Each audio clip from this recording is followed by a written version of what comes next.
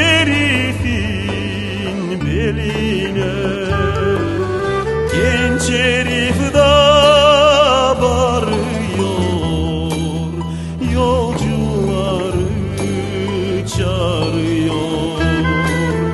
Da çabucak geliniz, genç canını kurtarın. Yolcular da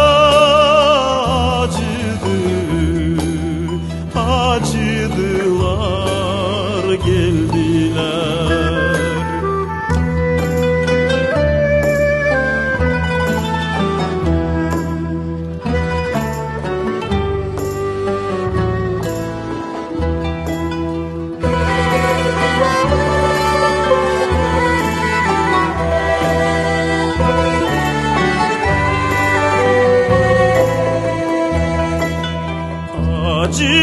Acıdılar, geldiler, kurtarayım ettiler. İlan sıklık ediyor, hem de öyle diyor.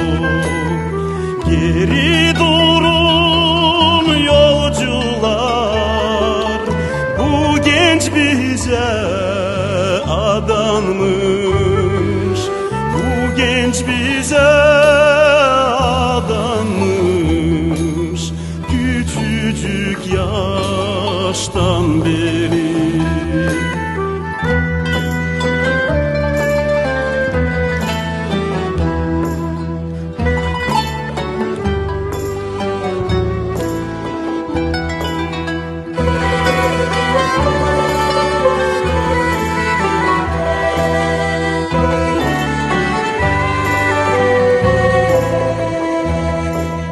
Kırmızı kanını içelim, pembe tenini solduralım. Allah'tandır yargısı, ana baba betvası. Allah'tandır